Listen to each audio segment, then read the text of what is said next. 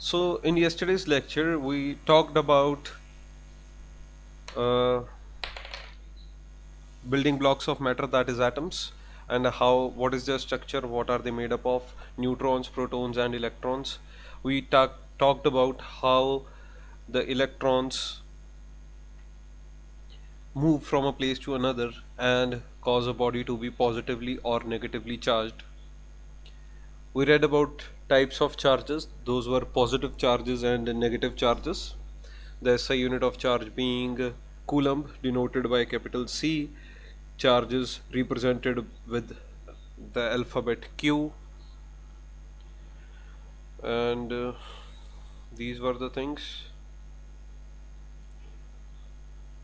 Q here denoted with the SI unit denoted with C, Coulomb. Quantization of charge, we read that Q is equal to plus minus at P, that is, charge cannot exist in fractions just like 2.1, 3.7, 5.6. It would always be a whole number. That is what we learned yesterday. Moving on, we read about what are the different types of materials. We classified materials as per our requirement into two categories, that are conductors and insulators. Conductors, which allow the passage of current through them, and insulators, which do not allow the passage of current through them. There were certain examples. In case of insulators, we talked about glass, plastic, ceramics, rubber, wood, fabric, paper, wool, cork, etc. After that, we came across what are the different types of electricity. So we read that electricity can be classified into two parts: static electricity and current electricity. In static electricity, the charges are at rest, whereas in current electricity, the charges are in motion. After that, we saw the symbols of various components, just like switch in off condition, switch in on condition, battery, cell, lamp or a bulb, fuse, resistor, voltmeter, ammeter. We'll be learning about most of these things in detail today. So what is an electric circuit? This is what we did afterwards. The closed path in a circuit through which the current flows is called an electric circuit. We read about it. This is the representation of an electric circuit, including here is the battery, here's the switch, the light bulb, wire, connecting wires, and so this was pretty much what we read yesterday. Moving on to today's class, what will we be discussing today? Let's see. So first topic we'll be talking about today is electric potential. After that, we'll be talking about potential difference, and how do we measure potential difference would be the third topic. Fourth, we'll talk about maintaining electric potential. After that, we'll be talking about electric current, measurement of electric current, how current flows in a conductor, and Ohm's law. I would request whosoever has joined the session to please share it and comment their names below so that I can get to know. So let's move to the first slide, first topic for the day. What is electric potential? The electric potential at a point in an electric field is defined as the work done in moving a unit positive charge from infinity to that point. आपके पास infinity पे बहुत ज़्यादा दूरी पर एक positive charge था, आपने उसको इन्फिनिटी से उस पॉइंट पे लेके आए हो, जिस किसी भी पॉइंट पे जो वर्क आपने किया है, जो भी वर्क डन आपने इस चार्ज को, पॉजिटिव चार्ज को यहाँ से यहाँ लेके आने के लिए किया है, पोजीशन 1 से पोजीशन 2 पे लेके आने के लिए किया है, उसे हम क्या कहते हैं? इलेक्ट्रिक पोटेंशियल कहते हैं. To rephrase, to put it in easier words, जो भी काम एक इलेक्ट्रिक फील्ड में हम एक यूनिट पॉजिटिव चार्ज को दूरी से उस पॉइंट तक लेके आने के लिए करते हैं, उसको हम क्या कहते हैं? Electric potential. So how do we denote it? So the electric potential is denoted with the symbol V, capital V use करते हैं हम इसके लिए. The SI unit of potential is volt.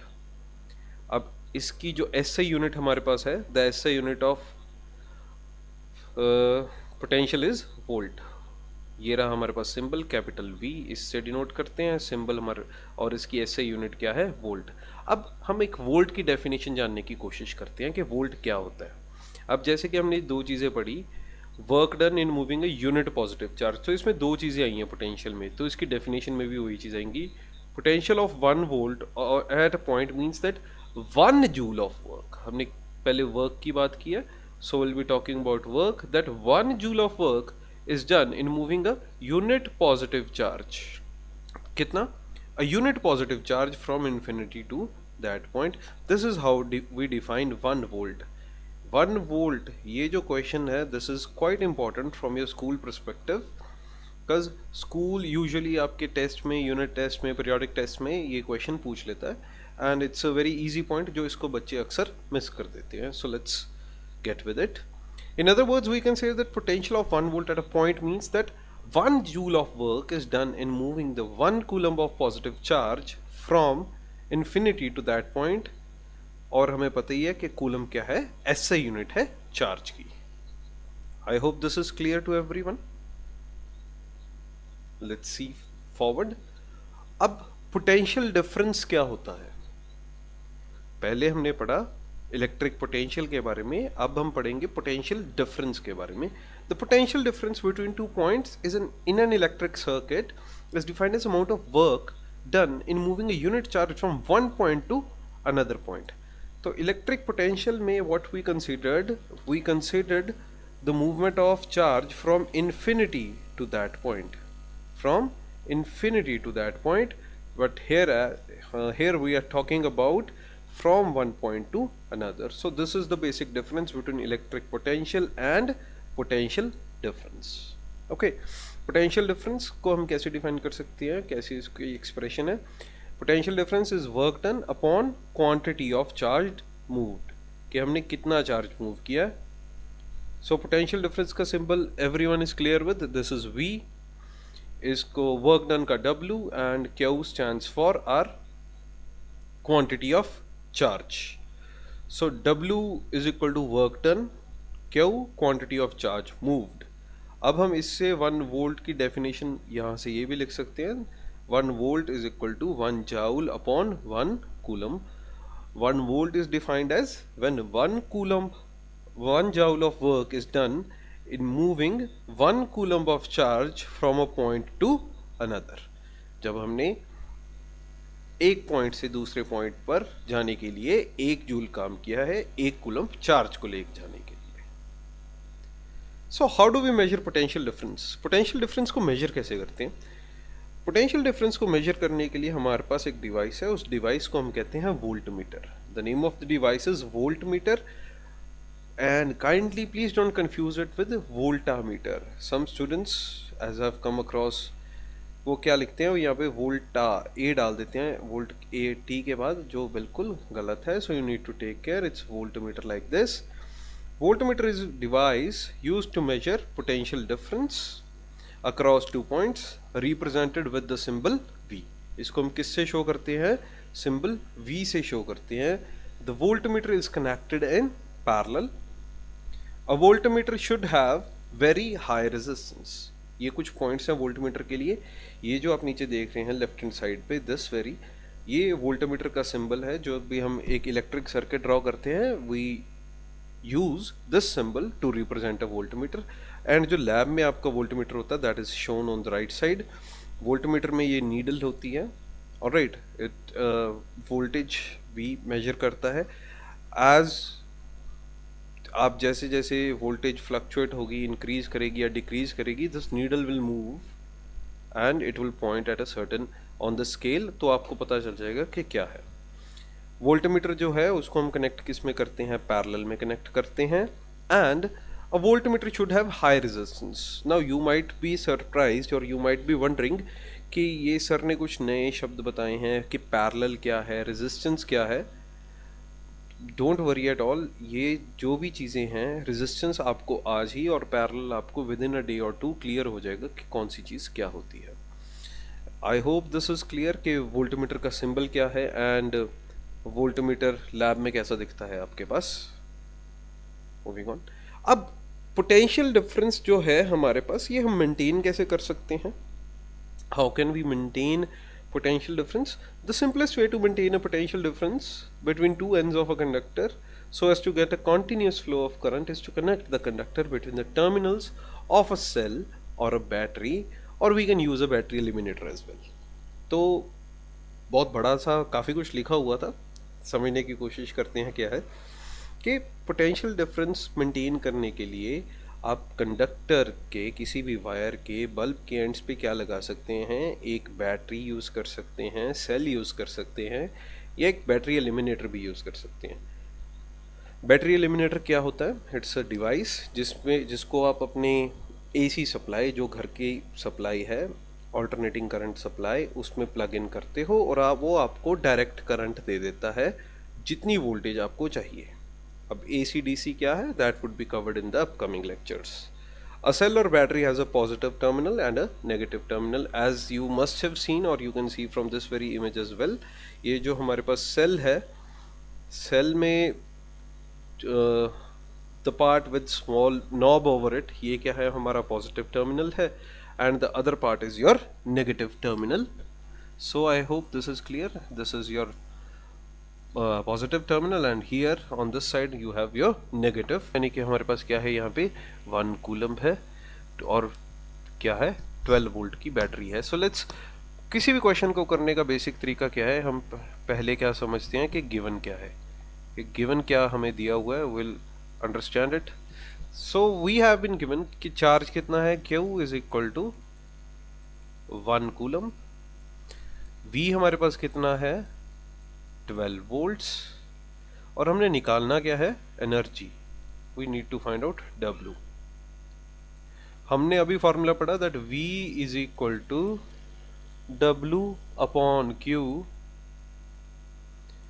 और so we need to find W। So हम Q को क्या करेंगे? इधर मल्टीप्लाई करेंगे, we get V into Q, this is your W। कितना आ जाता है? V is 12, चार्ज है हमारे पास 1 coulomb, so it comes out as 12 joule. So option D is the correct answer.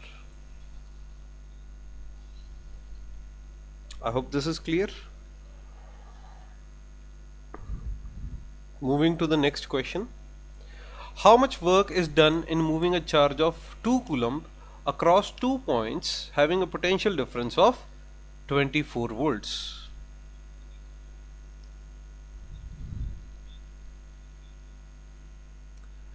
Let's wait for some time. Let me try to give you 30 seconds to solve this question.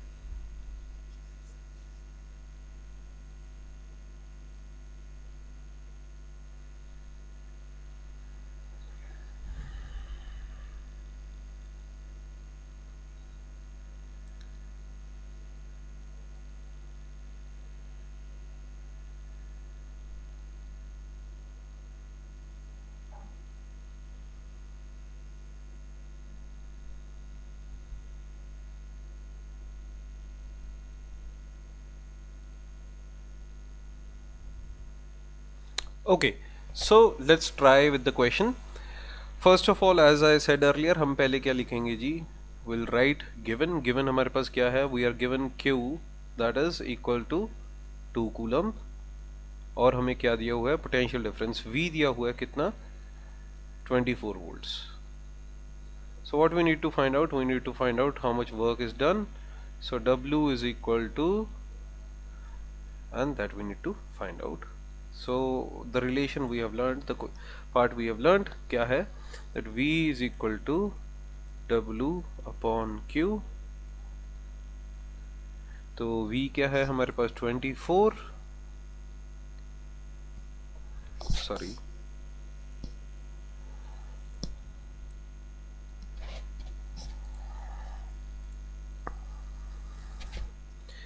हमारे पास क्या है जी? Voltage है हमारी 24 और हमारे पास charge है 2 coulomb, or so that would give us the work done. So 24 into 2, the answer would be 48 joule. That would be your work done. ये हमारे पास क्या था जी, फॉर्मूला यूज्ड. ये क्या था जी हमारे पास, गिवन. गिवन के साथ साथ हमने ये भी लिख लिया था कि हमने क्या फाइंड आउट करना है. We need to find out कि वर्क डन कितना था इस केस में. ये बहुत बेसिक से न्यूमेरिकल है. There will be plenty of numericals to follow with. So the correct answer is B, 48 joules. I hope this is clear. Moving on, if there is any discrepancy, कोई problem किसी भी बच्चे को, so they can comment in the video and their problems would be resolved at the earliest. Third question.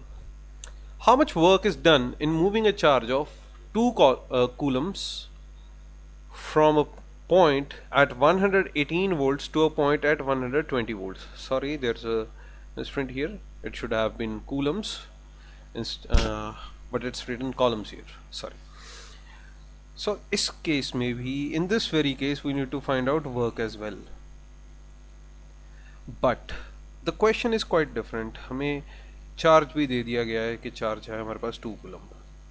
But पिछले question में तो हमारे पास एक ही वोल्टेज होती थी और यहाँ पे हमारे पास दो वोल्टेज हैं, वोल्टेज 1 एंड वोल्टेज 2. वोल्टेज 1 है हमारे पास 118 एंड वोल्टेज 2 है 128 वोल्ट्स. सो ये कैसे होगा? इसको करने के लिए what will we do, will be using the same formula, V is equal to W upon Q. अब V क्या है? V एक पॉइंट से, the body is moving from this point to this point, from a point at 118 to 128.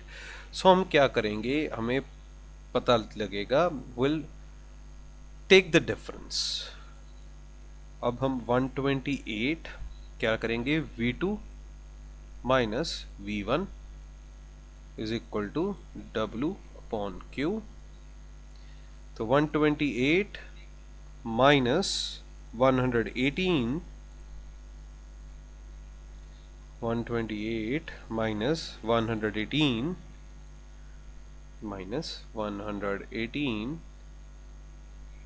Is equal to W upon Q.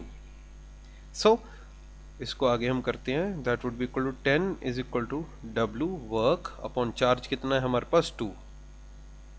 So work done कितना आ जाएगा, work done would be equal to 10 volt into 2 coulomb which would be equal to 20 joules. I hope ये concept थोड़ा सा, ये question अलग था from the previous questions. I guess ये सभी को समझ आ गया होगा. फॉर्मूला हमने वही यूज किया है, V is equal to W upon Q. कोई भी problem please let me know in the comment section. Moving on, one last question, फिर हम आगे एक टॉपिक पढ़ते हैं. Calculate the work done in moving a charge of 6 coulombs from a point at 220 volts to another point at 232 volts. So I won't be answering this question. जो भी बच्चे ये वीडियो देखेंगे, please try to answer this very question in the comment section. आगे चलते हैं. Let's move to the next topic. So the next topic will be talking about is electric current. Electric current is a flow of electric charge called electrons in a conductor such as a metal wire. Metal wire में, metal tube में the flow of electric charges हमने कल भी discuss किया था, that only electrons they flow and they cause electric current. So इसको हम denote करते हैं कैपिटल I से. As you can see it is denoted with capital I. The SI unit of electric charge. अब इसकी standard system international unit क्या है electric charge की हमारे पास, इलेक्ट्रिक करंट की? It is ampere. क्या है जी? एम्पियर. और इसको हम डिनोट करते हैं कैपिटल A से. तो शॉर्ट में हम एम्पियर को लिखने के लिए what will be using, ampere. अब हमारे पास क्या होता है, electric current is the rate of flow of charge. तो I is equal to Q upon T. I is equal to Q upon T. Q क्या है जी, चार्ज, T क्या है, time. What we need to understand here कि जो charge है इसको हम लेंगे इसकी SI unit, that is coulomb, और टाइम जो है उसको भी हम उसकी एसआई यूनिट में लेंगे, किसमें, सेकंड्स में। सो हमारे पास करंट की भी एसआई यूनिट आ जाएगी ampere. So it's the next part that 1 ampere is equal to 1 coulomb per second. To define 1 ampere, what will we say? The current flowing through a conductor is said to be 1 ampere. भी कब उसको हम 1 ampere कहते हैं? When 1 coulomb of charge, कितना charge? 1 coulomb of charge flows through any cross section of the conductor in 1 second. Let's say अगर आपके पास ये एक मेटल वायर है, तो ये पार्ट से ये एक क्रॉस सेक्शन है और ये भी एक क्रॉस सेक्शन है, इसमें से कहीं से भी वायर करंट पास करता है, 1 कूलम चार्ज फ्लो करता है 1 सेकंड में, so the current is said to be 1 ampere. So how do we measure electric current now? जैसे हमने पढ़ा कि पोटेंशियल डिफरेंस मेजर करने के लिए we use a device that is voltmeter. अब इलेक्ट्रिक करंट को मेजर करने के लिए we use a device, electric current is measured by an instrument called ammeter. Ammeter नाम का डिवाइस है, ये इसका सिंबल है जो आप यूज करते हैं सर्किट डायग्राम्स पे, और ये आपको जो लैब में देखने को मिलेगा आपकी फिजिक्स लैब में, आपके स्कूल में। This M here stands for milli ampere, यानी ये 10 पावर -3 एम्पियर की बात कर रहे हैं। 1 milli ampere is equal to 10 power -3, which is equal to 1 upon 1000 ampere. I hope this is clear. There's another unit I would like to tell you, 1 microampere. 1 microampere is equal to 10 power -6 ampere, which is equal to 1 upon 1 0 0 0 0 and 0. So it is 1 followed by 6 zeros ampere. 1 ampere का 10 लाखवां हिस्सा, that is your 1 micro ampere, and 1 ampere का 1000th part, that is your 1 milli ampere. How this is clear. और ammeter के बारे में थोड़ा सा पता करते हैं। The ammeter is used, ammeter को हम यूज़ करते हैं हमेशा सीरीज़ में। सीरीज़ का मतलब है इसको सर्किट में जैसे जैसे आपके पास वायर्स है, आपने वायर्स के साथ ही कनेक्ट कर देती हैं, बल्ब के साथ ही कनेक्ट कर दो, कहीं पर भी कनेक्ट कर दो, it doesn't matter. Okay, series parallel आपको जल्दी ही बताएंगे। Fine. An ammeter should have very low resistance. अब सीरीज़ में होने के कारण ही इसकी लो रेजिस्टेंस होनी चाहिए, that would be very much clear to you pretty soon. Direction of electric current. The conventional direction of electric current is from positive terminal of a cell or battery to the negative terminal through the outer circuit. जैसे हमने पढ़ा था, हमारे पास क्या था, एक cell था, तो सेल में जैसे एक पॉजिटिव टर्मिनल है और एक नेगेटिव टर्मिनल है। ये लेट्स से ये हमारा क्या है, एक सेल है, और ये इसके दो टर्मिनल्स से हमने एक्सटर्नल रूप से इसको कनेक्ट किया हुआ है। So the direction of current outside the circuit would be from positive towards the negative terminal, right? But inside the cell or battery it would be from negative towards the positive. अब यहाँ पे जो मैं आपको चीज़ बताने जा रहा हूँ ये बहुत ज़रूरी है आपकी बेसिक अंडरस्टैंडिंग के लिए। The direction of flow of electric current is taken towards the motion of a positive charge.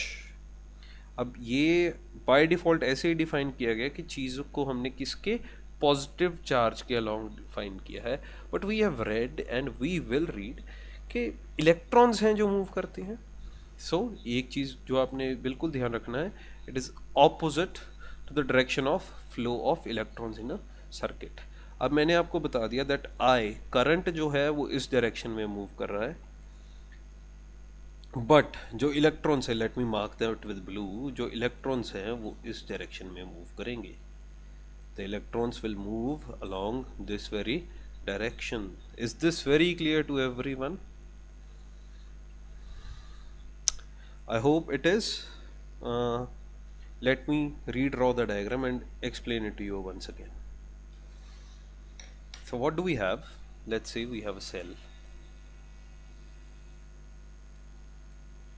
We have a positive terminal and a negative terminal, and this is the arrangement of cell. So as per the norms, the current starts from moving from the positive part and goes on to the negative part, negative terminal. This is the direction of current as we see. But as I told you, by default, as per the definition, it is taken that electric current, the direction of flow of electric current is taken towards the motion of positive charge. It is taken towards positive charge. But we have read that electrons are the basic charge conductors. So it is opposite to the direction of flow of electrons. If I say that my blue represents my current here, and I would like to change the ink, then red would represent my direction of movement of electrons. The electrons would be moving in the opposite direction. Another point was the direction of current inside the battery would be from negative to positive, inside the battery from negative to positive, and outside the battery from positive to negative. This is what you need to understand. This is about current. Okay, move on. Let's moving on. So what is the device that we use to find the direction of electric current? Now we are talking about direct current here. Device used to find the direction of electric current is a galvanometer. This is the symbol of a galvanometer. It is represented with a G in a circle, and this is the figure of a galvanometer that you will find in your physics lab. As you can see, there is a needle in the center pointing towards 0, and the needle would deflect towards left or right, showing that in which direction the current is flowing. It is connected in series with the electric circuit. This device, galvanometer, is always connected in series with the circuit. This, my friends, is a very important topic, that how the current flows in a wire. Electric current is a flow of electrons in a metal wire. We have read about it. We will be reading about it in detail. When the metal wire has not been connected to a source of electricity, the electrons present in move at random in random directions, वो हैफेजर्ड manner में कभी इधर कभी उधर move करते रहते हैं, वो पढ़े हैं वहाँ पर. यही चीज़ हम पढ़ेंगे मेटालिक बॉन्ड में in our chemistry, metals and non metals as well. For time being, for right now, just understand this thing कि हाँ जी, मेटल वायर में इलेक्ट्रॉन्स होते हैं और वो हैफेजर्ड मूव करते हैं. When a source of electricity like a cell or battery is connected, जब हम एक सेल या बैटरी उसके एंड्स पे कनेक्ट कर देते हैं, so due to the acting electric force, जो इलेक्ट्रिक फोर्स लगती है उसके कारण क्या होता है, all the electrons, all the free electrons start moving from negative end to the positive end of the wire. So क्या करते हैं, वो नेगेटिव एंड से पॉजिटिव एंड पर मूव करना शुरू कर देते हैं. Let me show you with the help of a diagram. अब डायग्राम के केस में जैसे कि आप देख सकते हैं, in the very first figure what do we have, the electrons are moving, these orange circles represent electrons, and orange represent the metal atoms and the blue represent free electrons. अब electrons जो है वो इधर उधर random direction में move कर रहे हैं, बट एज सून एज जब हम इसको एक इलेक्ट्रिक फील्ड में लगाते हैं, यानी कि एक पॉजिटिव और एक नेगेटिव टर्मिनल इसके साइड्स में लगाते हैं. अब नेगेटिव टर्मिनल क्या है, नेगेटिव टर्मिनल पे इलेक्ट्रॉन्स हैं, इलेक्ट्रॉन्स और इलेक्ट्रॉन्स एक दूसरे को पुश करते हैं, तो क्या जी, electrons they start moving towards the positive. अब we have read over the years के लाइक जो होते हैं, जैसे मैग्नेट के केस में north and north, south and south, they repel each other. Likes repel and unlikes attract. Similar is this case. Negative जब लगता है तो वो नेगेटिव को क्या करता है, पुश करता है, रिपेल करता है, and it moves towards the positive. और ऐसे ही ये पॉजिटिव से होते हुए नेगेटिव में पहुंच जाते हैं, and this how a circuit completes. ठीक है फ्रेंड्स, लेट्स मूव फर्दर। अब जो हम पढ़ के हटे हैं, जो हमने कवर किया है इलेक्ट्रिक करंट के बारे में, उसी पे बेस्ड हम कुछ न्यूमेरिकल्स करेंगे। अब फॉर्मूला क्या था, let me revise the formula first. I is equal to Q upon T, और हमने एक और चीज पढ़ी है, V is equal to W upon Q। If a potential difference of 20 volt causes a current of 4 amperes to flow for 1 minute, how much energy is transferred? How much energy is transferred? So this question would be for homework. Let's move to the next question.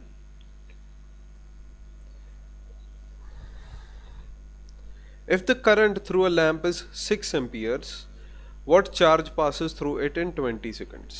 So let's write the given. The current given to us is 6 amperes and time given to us is 20 seconds.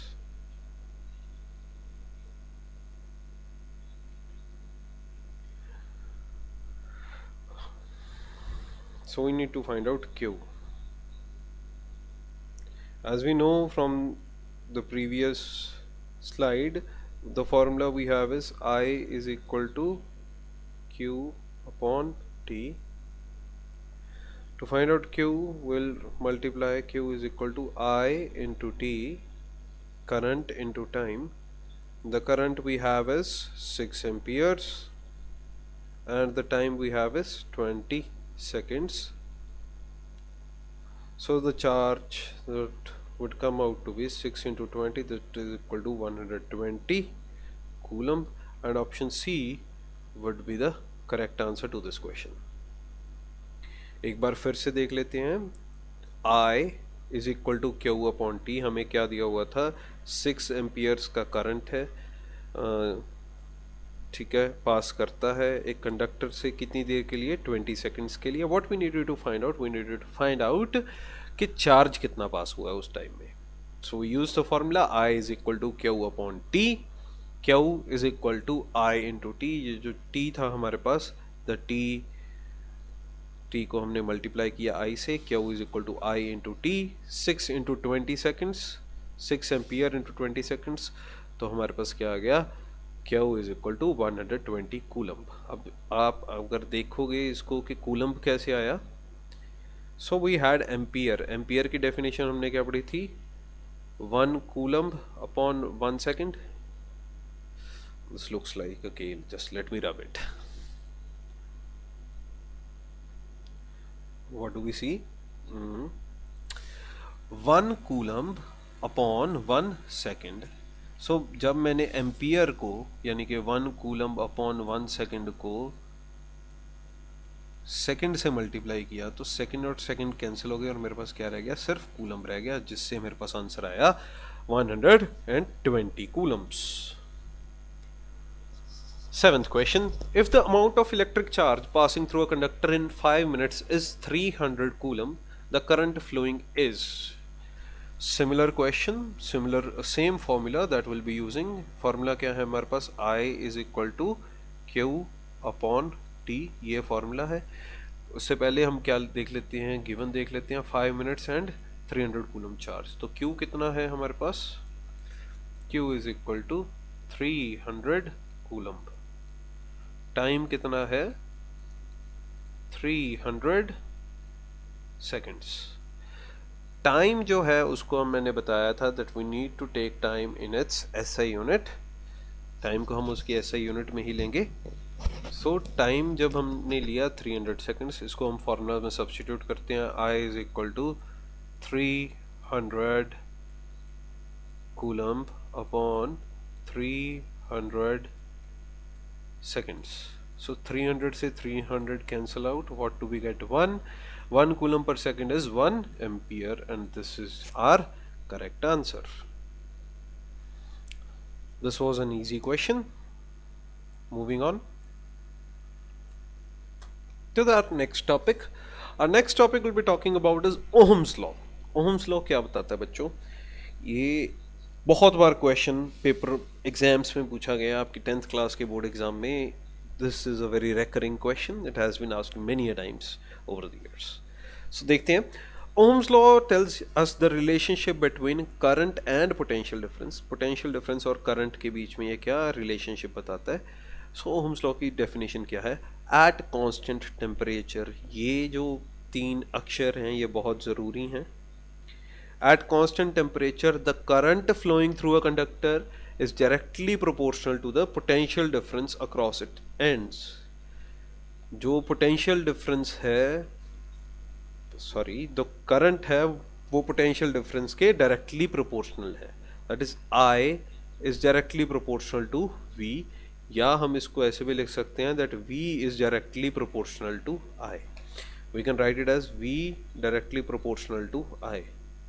अब इस proportionality symbol को हटाने के लिए मैंने इसको एक constant से मल्टीप्लाई किया, और कांस्टेंट क्या है? R. सो मेरे पास बन जाता है V is equal to I into R. इसको याद रखने के लिए आप किसी भी वीर को याद कर सकते हो. वीर से आप इस फॉर्मूले को इजीली याद कर सकते हो. V I R. V is equal to I into R. This very thing is very useful for you. बस आपने एक चीज़ का ध्यान रखना है कि आपने डेफिनेशन में एट कॉन्स्टेंट टेम्परेचर या फिजिकल कंडीशंस सेम लिखना है, because with changing physical conditions will learn in the following lectures के क्या होता है, चीज़ें चेंज हो जाती हैं. V is equal to I into R. This is our Ohm's law. I hope this is clear with everyone. So इससे जुड़े ही हुए कुछ जो हमारे पास रिजल्ट आते हैं. V upon I is equal to R. ये रहा V upon I is equal to R, and V by R is equal to I. So हमारे पास क्या था? V is equal to I into R. जब मैंने V को I से डिवाइड किया, I गॉट R. जब मैंने V को R से डिवाइड किया, सो I गॉट I. सो ये दोनों रिलेशंस जो हैं ये काफ़ी यूज़फुल हैं. कई बार बहुत सी छोटी छोटी चीज़ें पूछ ली जाती हैं इसमें से. अब क्वेश्चन आ सकता है मन में कि सर ने एक कांस्टेंट से मल्टीप्लाई किया था और कांस्टेंट था R, जिसको उन्होंने बोला रेजिस्टेंस. अब रेजिस्टेंस क्या होती है? रेजिस्टेंस ऑब्स्ट्रक्शन होती है बेसिकली, जो चीज़ को फ्लो नहीं होने देती. The property of a conductor due to which it opposes, जिसके कारण वो क्या करता है? अपोज करता है the flow of current through it, is called resistance. अब इसकी एसआई यूनिट क्या है? इसकी एसआई यूनिट है ओहम. इसकी एसआई यूनिट है ओहम, और इसको हम डिनोट करते हैं इस सिंबल से. इस सिंबल को हम बोलते हैं ओमेगा. ये ग्रीक अल्फ़ाबेट है, ठीक है. जैसे if I want to say resistance is 12 ohm, so I will write 12 followed by this very symbol ohm. Is this clear? Resistance एक बार फिर से देख लेते हैं. The property of a conductor due to which it opposes the flow of current through it is called resistance. जिसके कारण वो करंट को खुद से पास नहीं होने देता, उसको हम क्या कहते हैं? जिस प्रॉपर्टी के कारण, that property is called resistance. अब रेजिस्टेंस किस चीज़ के बराबर है? उसी ओहम्स लॉ को यूज़ करते हुए हम देखें. अब R इधर है तो V अपॉन आई हमारे पास आ जाएगा रेजिस्टेंस के बराबर. वही लिखा हुआ है, R is equal to V upon I. Resistance is equal to potential difference upon current. अब रेजिस्टेंस को डिफाइन कैसे करेंगे? हम सभी चीज़ को यूनिटी ले लेते हैं. यानी पोटेंशियल डिफरेंस क्या आ गया? 1 वोल्ट, और करंट कितना आ गया? 1 ampere. So let's define. If the potential difference V is 1 volt and the current is 1 ampere, then resistance R is equal to 1 ohm. आपको डेफिनेशन याद करने के लिए सिर्फ एक सिंपल सी चीज़ याद रखनी है कि आपने सभी चीज़ों को क्या ले लेना है? यूनिटी ले लेना है. आपको ये फॉर्मूला याद है? You remember this formula that R is equal to V upon I, and you go through this. आपने यूनिट एक एक ले ली, सो आपके पास इजीली आप डिफाइन कर सकते हो 1 ओहम को. 1 ओहम क्या है? If the potential difference V is 1 volt and the current I is 1 ampere, then resistance R is equal to 1 ohm. तो रेजिस्टेंस कितनी है आपके पास? 1 ओहम. अब ये कुछ सैम्पल क्वेश्चंस हैं, let's see. A simple electric, अब हमने जो फॉर्मूले पढ़े हैं, let's go through them. We first formula we read was VIR, that V is equal to I into R, और इसी से हमें आगे सारे फॉर्मूले बने हैं। So let's talk about it. क्या है? A simple electric circuit has 24 volt battery. सो हमें वी दिया हुआ है कितना जी? 24 volt, and a resistor of 120 ohms। तो रेजिस्टेंस की वैल्यू हमें दे दी, the value of resistance is given to us as 120 ohm. Okay, so what will be the current in the circuit? The resistance of the connecting wires is negligible. अब इन्होंने हमसे क्या पूछा है? I की value पूछी है। They have asked for the value of I. To find out the value of I, I'll use this very formula that V is equal to IR. हम वीर को यूज करेंगे। वीर को यूज करते हैं, so it comes as 24 volt upon resistance 120. This would be equal to my I, या I के बराबर आ जाता है, and when I divide it, so ये 1/5 आ गई इसकी value, 1/5. So 1/5 ampere is my answer, but इसमें से 1/5 कहीं दिख रहा है आपको? दिस वन इज 1/5, ये है हमारे पास। लेट्स से 1/5 था। बहुत बच्चों को इसमें कंफ्यूजन होती है, हमने इसको भी 2 से मल्टीप्लाई किया और इसको भी 2 से मल्टीप्लाई किया। 1 become 1 into 2 2, 5 into 2 10, 2 divided by 10 is equal to 0.2 amperes, and this is our answer. This A is our answer. Next question, similar question, let's try to do it as well, and I hope कि आप सभी भी इनको खुद से try करोगे एक बार। A resistance of 40 ohms has a current of 4 ampere flowing in it. What potential difference is there between its ends? अब हमें क्या क्या दिया हुआ है? We have been given the value of resistance R, हमें दी गई है 40 ohms, और क्या दिया है हमें? करंट की वैल्यू दे दी है, the current is given to us as 4 ampere. हमने फाइंड आउट क्या करना है? We need to find out the value of V. So formula क्या था हमारे पास? फॉर्मूला था वीर, that is V is equal to I into R, Ohm's law use करते हुए।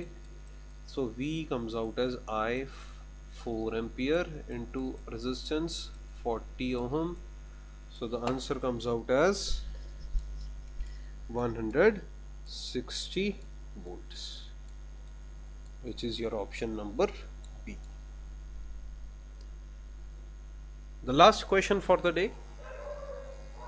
The potential difference across a 3 ohm resistor is 9 volt. अब आपको पहली लाइन पढ़ के ही पता चल जाता है कि रेजिस्टेंस की वैल्यू कितनी है? 3 ohm, and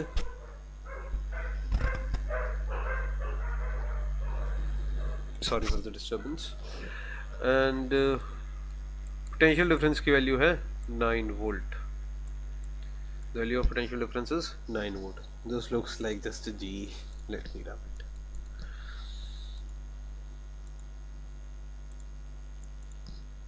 Okay, so voltage की वैल्यू है हमारे पास 9 वोल्ट। अब हमने फाइंड आउट क्या करना है? We need to find out the current I. I किसके बराबर होगा? फॉर्मूला हमें पता है, ओम्स लॉ का क्या है? That is V is equal to I into R।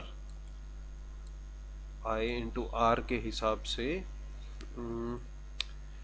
I की वैल्यू हमने फाइंड आउट करनी है। So V by R would give us the value of I। V by R is equal to I। अब V की value हमारे पास है 9,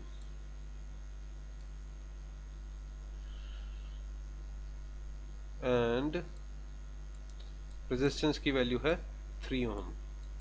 सो this would be I। अब 3 को हम इससे करते हैं तो हमारे पास आ जाता है 3 एम्पियर।